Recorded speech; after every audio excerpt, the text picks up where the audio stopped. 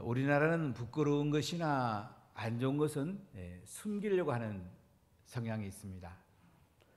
광화문 뒤에 조선 총독부, 나중에 중앙서로 사용했는데 지금은 흘러버렸습니다. 한동안 박물관으로까지 사용하다가 수치스럽다고 흘러버렸습니다. 그런데 성경을 보면 수치스러운 일이나 숨기고 싶은 이야기들이 많이 담겨 있는 것을 볼 수가 있습니다.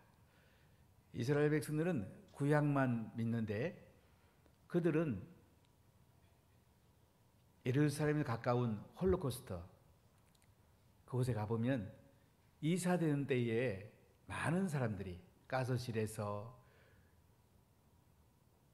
또한 여러 가지 사유로 죽게 됩니다. 그들의 유품을 잘 정리해 놓고 그곳을 그들은 방문해서 기억하고 눈물을 흘립니다. 우리가 깨어있지 않으면, 우리가 하나님을 경외하고 하나님께 바로 서 있지 않으면 나라가 없어질 수가 있다. 그럼 이렇게 당할 수가 있다. 그들은 그곳에 와서 조상들을 기억하고 하나님을 기억하면서 눈물을 흘립니다. 폴란드에 있는 아우슈비츠 수용소를 방문한 적이 있는데 대부분의 사람들이 그냥 가서 구경하듯이 구경하는데 눈물을 흘리는 사람이 있습니다. 자세히 보니까 유대인들이에요. 유대인들은 그곳에 가서 우리 조상들이, 믿음의 선배들이 가서실에서 죽어가고 여러 가지로 독살되어 가던 그 아픔을 기억하면서 눈물을 흘립니다. 마사다, 로마의 마지막 점령된 곳입니다. 900여 명이 마지막 그곳을 지키다가 영원롭게 죽는다고 서로 죽이고 막을 내린 곳인데 육군사관학교, 공군사관학교, 해군사관학교 졸업식을 마사다가서 합니다. 우리가 나라를 지키지 않으면 나라가 망할 수 있다. 우리나라도 지금 북핵 때문에 엄청 안보가 중요하죠. 요새 탄도미사일이라든지 많은 미사일을 쏘는 거 보면서 참 나라가 얼마나 소중합니까? 나라를 잃어봤잖아요. 일본에 35년 동안 식민지 생활도 해봤고 임진왜란이나 병자호란이나 몽고족이나 청이나 이런 나라에서 우리가 많은 어려움을 겪었잖아요. 우리 나라를 어려웠던 때를 기억하는 것이 우리에게 굉장히 중요합니다. 이스라엘 백성들이 시내산을 출발해서 가나안 땅에 들어가기까지 좋은 기록만 하고 있는 게 아니고 오히려 원망하고 불평했다가 하나님 앞에 진노를 받아서 징계당하고 광야에 엎드려 죽은 얘기가 민수기에 많이 나옵니다. 순종해서 가나안 땅에 들어간 이야기보다 광야에서 엎드려 죽은 얘기가 훨씬 더 많이 나옵니다. 신명기 28장에 보면 1절부터 14절까지는 하나님 말씀에 순종하면 복을 받는다. 15절부터 68절까지는 하나님 말씀에 불순종하면 저주를 받는다. 이 저주 받는다는 얘기가 훨씬 많이 나와요. 저주를 받으라는 얘기일까요? 그렇지 않죠. 하나님 얼마나 우리를 사랑하는데요. 우리를 복받기 얼마나 원하는데요. 이건 뭡니까? 너희들이 불순종하면 하나님께 저주받으니까 제발 순종해갖고 좀 복을 좀 받으라. 그 얘기죠. 이스라엘 백성들이 출애굽해서 하나님께 십계명과 율법을 받고 성막 계시를 받고 성막을 잘 이렇게 건축합니다. 그리고 1년 1개월 만에 6월절을 지키고 나서 그들은 출발합니다. 희망찬 행진을 합니다. 앞에는 구름기둥 불기둥이 떠오릅니다. 또한 은나팔 소리가 들립니다. 지도자들이 또한 잘 이끌어갑니다. 이렇게 그들은 가나안 땅에 열 하루면 들어갈 수가 있습니다. 3일 길 가서 원망하기 시작합니다. 작심삼일이란 말이 있는데 참 안타까운 거죠. 우리가 민수기 11장 1절 2절을 한번 읽어보겠습니다. 여호와께서 들으시기에 백성이 악한 말로 원망하며 여호와께서 들으시고 진노하사 여호와의 불을 그들 중에 붙여서 짓는 끝을 사르게 하시매 백성이 모세에게 부르짖음으로 모세가 여호와께 기도하니 불이 꺼졌더라. 사흘길 가면서 백성들이 하나님을 원망합니다. 하나님이 들으신다고 그랬어요. 우리가 하나님을 찬송하고 감사하는 거 하나님 너무너무 기쁘게 들으세요. 우리가 원망하고 불평하면 하나님 다 들으시고요, 진노하십니다. 진영 끝을 하나님이 불살라버려요. 경고 메시지를 보내는 거예요. 니들 원망하면 하나님이 진노한다. 니들 죽을 수가 있다. 원망하지 말라는 메시지예요. 근데 조금 있다 또 중도한 잡적, 섞여 사는 인종들이 탐욕을 품어가지고요, 왜 우리에게 만나만 주냐고, 왜 고기 안 주냐고, 또 모세에게 대들고 원망을 합니다. 모세가 너무 힘들어요. 하나님, 제가 이들을 낳았습니까? 이들을 길렀습니까? 왜 이렇게 힘들게 하십니까? 하나님이 70명의 장로를 붙여줍니다. 그들에게 성령을 부어줍니다. 엘다과 메다덱에는 따로 예언의 영을 부어줍니다. 그리고 여호와께서 바람을 불게 해서 이제 메추라기를 진 이 끝과 저 끝까지 2규빗 90cm로 꽉 이렇게 몰아줍니다. 그들이 실컷 메추라기를 먹게 해줍니다. 그런데 고기가 이 쌓여 있는 동안에 원망했던 중도한 잡수들을 하나님이 진노하고 다 쳐 죽입니다. 하나님은 너무너무 사랑하지만은 원망하고 불평하는 건 그냥 두지 않아요. 하나님께서 바로바로 즉결 심판하는 모습을 볼 수가 있습니다. 참 가슴 아픈 이야기죠. 이스라엘 백성들이 바로 가나안 땅에 그냥 찬송하고 기뻐하고 하나님을 영화롭게 하면 들어갔으면 얼마나 좋았겠어요. 사흘길부터 원망하기 시작해서 하나님의 징계를 받는 참 가슴 아픈 모습들을 우리가 보게 됩니다. 이제 이스라엘 백성들이 바람 광야를 지나고 신광야 사이에 가데스 바네아에 도착합니다. 하나님 바로 들어가라고 그럽니다. 얘들아, 가나안 땅 니들 거다. 그냥 들어가기만 하면 된다. 구름기둥 불기둥 떠오르면 들어가라. 은나팔 소리 불며 들어가라. 이렇게 하나님 말씀하시는데 백성들은 모세에게 이야기합니다. 우리 정탐꾼을 보내고 정탐하고 난 뒤에 들어갑시다. 모세가 하나님께 말씀드리니까 차선책으로 좋아, 그것까지 허락하겠다. 그리고 12 정탐꾼을 모세가 뽑아서 보내게 됩니다. 그들은 네겝을 지내서 러호까지 40일 정탐을 합니다. 돌아올 때 에석을 골짜기에서 포도를 2 사람이 깨갖고 돌아옵니다. 엄청 비옥한 땅이라는 거죠. 저 갖고 오려는 땅이에요. 12 정탐꾼이 와서 백성을 모아놓고 이제 보고합니다. 10 정탐꾼은 뭐라고 합니까? 너무너무 견고하다. 아낙 자손들이 산다. 이제 갈렙이 치고 나오죠. 그래도 우리가 이긴다. 아무리 견고하고 아무리 그들이 힘이 세도 하나님이 우리와 함께 하니까 우리가 올라가자. 우리가 이긴다. 하나님 이기게 한다. 올라가자고 그럽니다. 그랬더니 10 정탐꾼들이 뭐라고 그래요? 우리가 올라가면 능히 치지 못한다. 그들 우리보다 강하다. 그리고 아낙 자손 봤잖아. 우리 메뚜기 같아. 다 죽어. 이렇게 부정적 이야기를 합니다. 근데 사람은요, 긍정적 보고보다 부정적 보고에 휩쓸리기 쉽습니다. 왜 그럴까요? 긍정적 편에 서면 희생을 해야 되거든요. 또는 몸을 희생하기도 하고 재정을 희생하기도 하고 시간을 희생해야 되잖아요. 근데 부정적인 말을 하는 게 쉬워요. 그게 말로 그냥 안 좋은 얘기하기 쉬운 거라. 이 부정적 보고의 백성들은 밤새도록 통곡하면서 우리가 애굽에서 죽었더라면 좋았을 건데 왜 강나에서 또 우리를 죽이냐고. 지휘관을 세고 와서 우리가 애굽으로 돌아가자고 이렇게 말을 합니다. 이때 모세와 아론이 이스라엘 회중 앞에 엎드리게 되고 여호수아와 갈렙이 옷을 찢으며 뭐라고 그래요? 우리가 가나안 땅에 들어가자. 여호와께서 우리를 기뻐하시면 우리를 그 땅으로 인도하여 들이시고 그 땅을 우리에게 주시리라. 이는 과연 젖과 꿀이 흐르는 땅이다. 다만 여호와를 거역하지 말라. 또 그 땅 백성을 두려워하지 말라. 그들은 우리의 먹이라.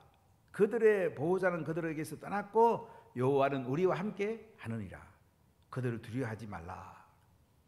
갈렙과 여호수아가 들어가자고 그럽니다. 하나님 이기게 해준다는 거죠.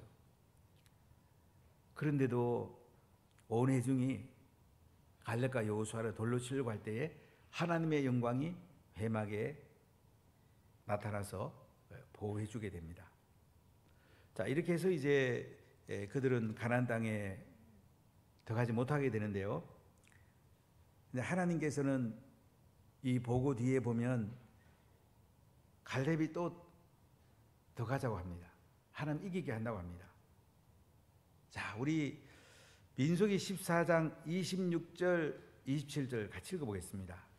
여호와께서 모세와 아론에게 말씀하여 이르시되 나를 원망하는 이 악한 회중에게 내가 어느 때까지 참으랴. 이스라엘 자손이 나를 향하여 원망하는 바 그 원망하는 말을 내가 들으노라. 이스라엘 백성들은 가데스 바네아의 정탐꾼의 복을 듣고 또 하나님 원망하는 거야. 참 가슴 아픈 이야기죠. 그때 하나님께서 모세와 아론에게 뭐라고 그래요? 너희 시체가 광야에서 다 엎드려 죽는다. 20세 이상은 책임지고 원망한 사람을 하나님 다 죽인다고 그래요. 너희가 사로잡히겠다고 말하던 유아들을 가나안 땅으로 인도하여 드리겠다. 그리고 나서 36절 37절 읽어보겠습니다. 모세의 보냄을 받고 땅을 정탐하고 돌아와서 그 땅을 악평하여 온 회중이 모세를 원망하게 한 사람 곧 그 땅에 대하여 악평한 자들은 여호와 앞에서 재앙으로 죽었고. 제일 먼저 누가 죽습니까? 열 정탐꾼을 하나님이 죽입니다. 모세에게 원망했던 이 사람들, 하나님 주신 권위 모세에게 줬는데 이를 원망했던 10명을 하나님이 재앙으로 죽여버려요. 하나님께서 엄하게 다루시는 것을 볼 수가 있습니다. 자, 이러고 나니까 이제 그 사람들이 아침에 일찍 일어나갖고 우리가 이제 가나안 땅에 들어가자. 그제서야 막 이렇게 하는 거예요. 그때 모세는 말합니다. 너희들이 올라가면 안 된다. 하나님이 함께하지 않는다. 너희들이 패한다. 그런데도 군사 일부가 올라가서 호르마까지 갑니다. 이때 아말렉인과 가나안인에게 다 죽게 됩니다. 하나님이 함께하는 게 중요하거든요. 인간의 생각이나 인간의 경험이 앞서는 게 아니고 하나님이 앞서야 되거든요. 이렇게 해서도 호르마까지 올라간 군사들이 다 죽게 됩니다. 참 슬픈 역사들이죠. 이러면 깨달으면 얼마나 좋겠어요. 그럼 바로 우리가 잘못했습니다. 이제 구름기둥 불기둥 떠오르면 언나팔 소리와 함께 다 우리 들어갑시다. 이렇게 정렬이 돼야 될 텐데 16장에 보면 또 고라헤라는 사람 레위의 정손입니다. 고핫의 손자입니다. 이스라엘 아들인데 이 고라가요 루벤 지파의 엘리야의 아들 다단과 아비람과 벨렉의 아들 온이 당을 짓습니다. 하나님 당 짓는 걸 너무 싫어하거든요. 그래서 이스라엘 자손 총회에서 택함을 받은 자 회중 가운데서 이름 있는 지휘가 250명과 함께 일어나갖고 모세를 거스르게 됩니다. 뭐라고 말합니까? 너희가 어찌하여 여호와의 총회 위에 스스로 높이느냐. 이렇게 모세와 아론을 거슬려서 대드는 모습을 볼 수가 있습니다. 이때 모세가 엎드려 있다가 이제 향로에 불을 담아서 오라게 하게 되고, 우리가 16장 30절에 보면 만일 여호와께서 세일을 행하사 땅이 입을 열어 이 사람들과 그들의 모든 소유물을 삼켜 산채로 수솔에 빠지게 하시면 이 사람들이 과연 여호와를 멸시한 것인 줄을 너희가 알리라. 어떻게 합니까? 하나님이 그들을 땅을 벌려 가지고 고라와 아비람과 다단과 온 그리고 가족 소유물을 다 삼켜버리게 한다는 거죠. 그래서 하나님 살아계신 것을 하나님 보여주겠다 이거예요. 이렇게 한 뒤에 그들은 다 땅이 열려가지고 입을 벌려갖고 다 죽임을 당합니다. 그리고 중간 지도했던 250명은 여호와께로부터 불이 나와가지고 다 불살라버립니다.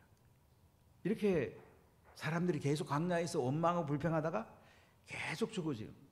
참 얼마나 가슴 아픈 일이에요. 그러면 깨달아야 될 거 아니에요. 그런데 보세요. 민수기 16장 41절을 읽어보겠습니다. 이튿날 이스라엘 자손의 온 회중이 모세와 아론을 원망하여 이르되 너희가 여호와의 백성을 죽였도다 하고, 또 회중들이 뭐라고 그래요? 모세와 아론을 원망합니다. 니들이 여호와의 백성 죽였지. 이때 모세와 아론은 이제 어림을 당하죠. 하나님께서 또 영광으로 그들을 보호해 주는데요. 이때 모세가 아론에게 제단에 불을 담아 가지고 향을 피워서 백성이 가라고 그럽니다. 백성에게는 전염병, 연병이 벌써 시작이 된 거예요. 그래서 144,700명이 죽게 되는 걸 볼 수가 있습니다. 참 가슴 아픈 역사들이죠. 이렇게 하나님을 불신하고 하나님이신 권위에 불순종하니까 광야에서 하나님이 진노해갖고 수많은 사람을 차례차례 죽이는 장면을 봅니다. 그럼 사람 죽는 것보다 더 슬픈 일이 어디 있겠습니까? 이번에 이태원 참사에 많은 사람들이 희생을 당했죠.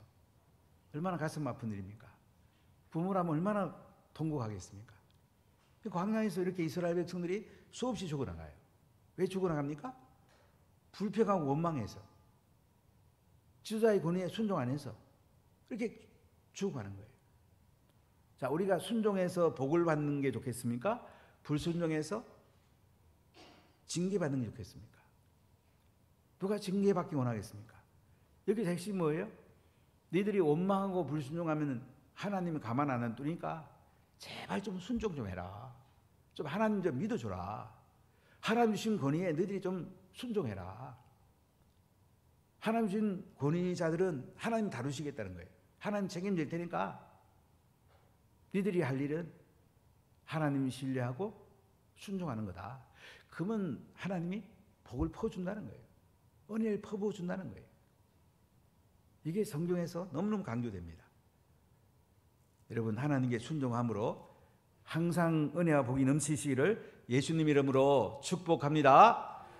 두 번째, 하나님 주신 권위에 순종하면 복을 받습니다. 이 내용은 성경에 간단히 나와요. 갈렙과 여호수아 이야기가 핵심입니다. 자, 이렇게 가데스 바네에서 열정당군이 부정적 보고하고 백성들이 그 앞에 통곡하고 그러는 가운데도 갈렙과 여호수아는 한길 갔습니다. 우리가 가나안 땅 들어가자. 하나님이 함께하면 능히 우린도 갈 수 있다. 하나님 이기게 해준다. 갈렙은 여호와를 온전히 따랐습니다. 하나님께서 갈렙을 기쁘게 사용한 건 뭐냐면, 수백만의 사람들이 지금 광야에서 있고요. 20세 이상이 장정이 60만 명이니까 후보가 대부분일 거 아니에요. 적어도 100만 이상이 60세 이상, 20세 이상 안 되겠습니까? 그 중에 많은 사람들이 이렇게 죽어 나자빠지는데도 백성들이 깨닫지 못합니다.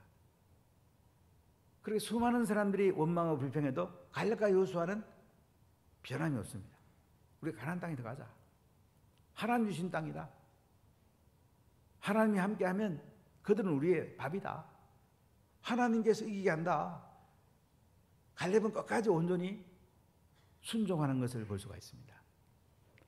갈렙이란 말은 개라는 뜻인데요, 겐족 출신이고 충성된 개와 같이 일평생을 하나님께 충성을 합니다. 나중에 헤브론 땅을 기업으로 받게 되고 하나님 앞에 축복을 받게 되는 것을 볼 수가 있습니다. 자, 우리가 민수기에서 갈렙과 여호수아에게 잠깐만 나눠보겠습니다. 민수기 14장 중에 24절을 같이 읽어보겠습니다. 그러나 내 종 갈렙은 그 마음이 그들과 달라서 나를 온전히 따랐은즉 그 같은 땅으로 내가 그를 인도하여 드리니 그의 자손이 그 땅을 차지하리라. 자, 여호와께서 하시는 말씀이에요. 갈렙이 얼마나 충성스러운지 하나님을 온전히 따랐다는 거죠. 그와 같은 땅, 정탐된 땅으로 인도도 해드리겠다. 그 자손이 그 땅을 차지하리라. 갈렙이 가나안 땅에 들어간답니다. 아, 이런 거 알았더라면 왜 원망을 해요? 그냥 들어가면 되지. 믿고 그냥 들어가면 되지. 구름기둥 불기둥 따라서 은나팔 소리 듣고, 그리고 모르면 지도자 따라서, 잘 모르면 지도자 따라가면 돼요. 어려운 게 아니에요. 자, 우리 민수기 14장 38절 읽어볼까요? 그 땅을 정탐하러 갔던 사람들 중에서 오직 눈의 아들 여호수아와 여분의 아들 갈렙은 생존하니라. 다 죽어가는데도요, 믿음의 사람, 순종의 사람, 긍정의 사람, 하나님의 사람, 갈렙과 여호수아는 생존했다고 합니다. 이 환경에 여러분이 있다면 여러분 어떻게 하시겠습니까? 갈렙과 여호수아처럼 생존하는 것, 이게 우리에게 중요하지 않겠습니까? 이게 하나님 은혜가 아니겠습니까?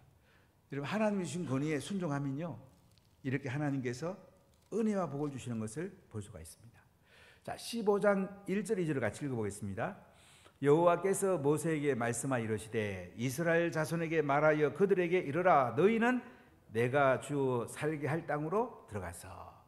자, 이스라엘 백성들이 이렇게 원망하고 불순종해서 가나안 땅에 못 들어가고 광야에 엎드려 죽는데도 하나님 뭐라고 그래요? 모세 보고 이스라엘 자손이 가나안 땅에 들어간다. 가서 제사 드린다.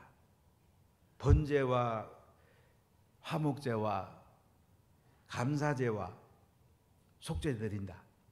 수송아지 잡고 염소 잡고 양 잡아서 하나님께 드린다.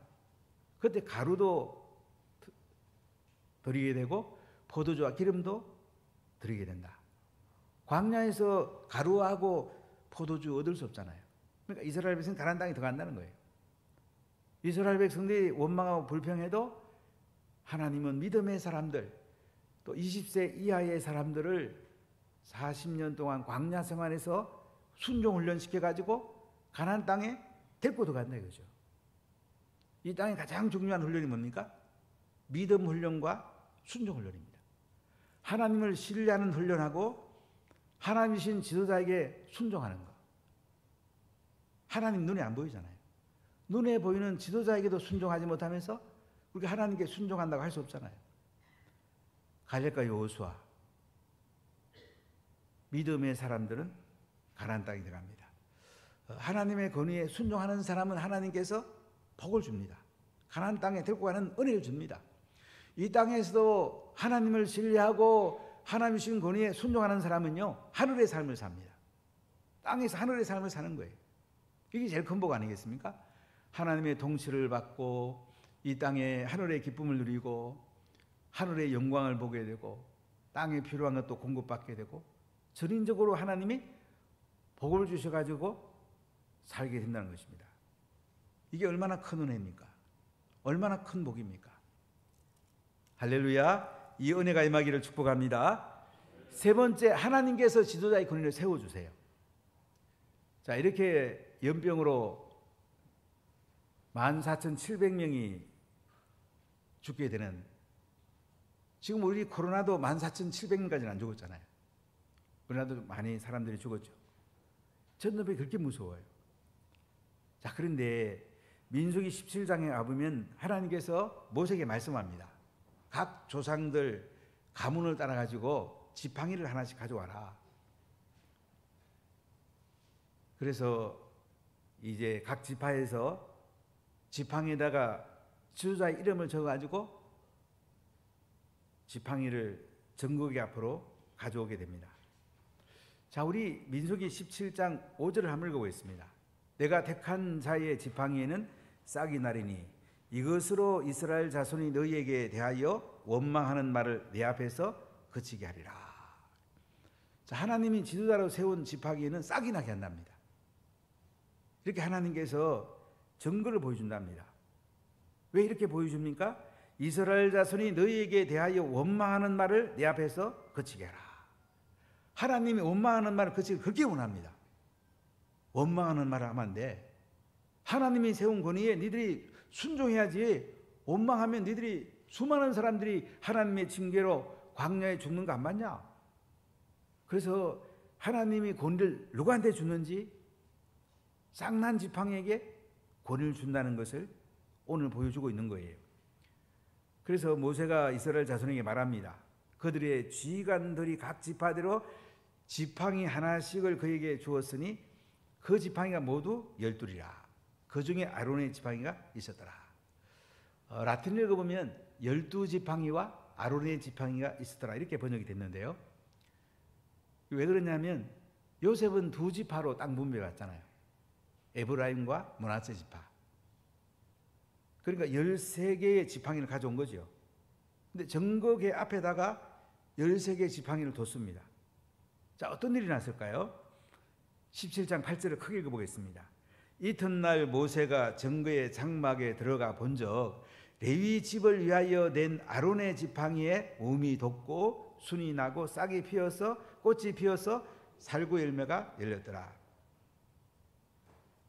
13개의 지팡이가 정거기 앞에 있는데요. 지성소에 있는 정거기 앞에 있는데 법궤 앞에 있는데 한 개의 지팡이만 움이 돋고 순이 나고 꽃이 피갖고 열매가 맺힌 거예요. 살구 열매. 아몬드로 하는 게 정확합니다. 우리나라 아몬드가 없어서 살구로 이제 번역을 했는데 2월 초가 되면 이스라엘은 아몬드 꽃이 핍니다. 살구는 과육을 먹고 아몬드는 그 안에 씨를 먹죠. 아몬드는 순결하고 거룩을 상징합니다. 등잔대의 받침을 아몬드 꽃 모양으로 만듭니다. 그리고 아몬드란 말은 하나님이 보호한다는 말, 히브리와 똑같은 단어를 씁니다. 이거 무슨 말입니까? 하나님이 주신 권위에 순종하면 하나님이 보호하신다. 이 의미를 담고 있습니다. 아론의 쌍난 지팡이만 이제 열매가 맺힌 거예요. 다른 나무에는 지팡이는 아무것도 없어요. 아론의 지팡이만 싹이 나고 아몬드 열매가 맺힌 것입니다. 그래서 모세가 그 지팡이 전부를 요 앞에서 이스라엘 모든 자손에게로 가져오며 그들이 보고 각각 자기 지팡이를 접어들었는데요. 민수기 17장 10절을 우리 읽어보겠습니다. 여호와께서 또 모세에게 이르시되 아론의 지팡이는 정거계 앞으로 도로 가져다가 그이 간직하여 반역자에 대한 표징이 되게 하여 그들로 내게 대한 원망을 그치고 죽지 않게 할지니라. 정거계 앞에다가 이제 아론의 쌍난 지팡이만 두라는 거죠. 나중에는 정거계 안에 두게 되죠. 십계명과 만나를 담은 항아리와 함께 아론의 쌍난 지팡이를 법궤 안에 두게 됩니다. 자, 왜 두게 되라고 하죠? 반역자에 대해서는 하는 표징을 보여주다죠. 반역하면 너희들이 죽는다. 하나님의 권위에 반역하면 안 된다. 원망하면 안 된다. 원망을 그치고 죽지 않게 하기 위함이라고 그러잖아요. 아론의 쌍난 지팡이를 보면 뭐예요? 아, 우리가 원망하면 안 돼. 우리가 찬송하고 감사해야 돼. 기뻐해야 돼. 그리고 권위자에게 순종해야 돼. 불순종하면 큰일 나. 이렇게 깨닫게 해준다는 거죠. 하나님께서 권위를 줬다는 거죠. 하나님이 주는 권위자를 순종할 때에 하나님께 순종하는 게 되고 하나님께서 우리에게 복을 부어준다는 거예요. 결국 하나님을 신뢰하고 하나님이 권위 주신 사람에게 순종하는 것이 내가 복을 받는 거예요. 가정이 복을 받는 거예요. 교회가 복을 받는 거예요. 일터가 복을 받는 거예요. 나라가 복을 받는 거예요. 우리가 포스트 모더니즘 시대에 살면서 다 자기 속인에 옳은 대로 행하는, 자기 말이 제일 옳다고 자기 주장하기 쉬운 시대를 살면서 어떻게 사는 것이 가장 복된 인생을 살까요? 오늘 답이 나와 있잖아요. 이스라엘 백성들이 광야길을 걸어가면서 구름 기둥 불 기둥, 성령의 인도, 언나팔 소리, 세미한 하나님 음성, 지도자, 그 권위를 인정하고 하나님을 신뢰하고 순종하면 하나님께서 순종하는 사람에게 먼저 복을 준다는 것입니다. 우리가 복을 받아야 되겠습니까? 저는 이제 오랫동안 목회하다 보니까 제 마음이 늘 그런 마음이에요. 성도들이 복을 받았으면 좋겠다. 우리 자녀와 후손들이 잘 되면 좋겠다. 어떻게 하면 잘 될 수 있을까? 하나님을 신뢰하고 하나님이 세운 권위에 순종하는 것이 너무너무 소중하다. 여러분, 하나님이 세운 권위에 순종하고 하나님 신뢰함으로 온 성들이 복을 받고 여러분 자손 대대에 복을 받는 큰 은혜가 있으시기를 예수님 이름으로 간절히 축복합니다.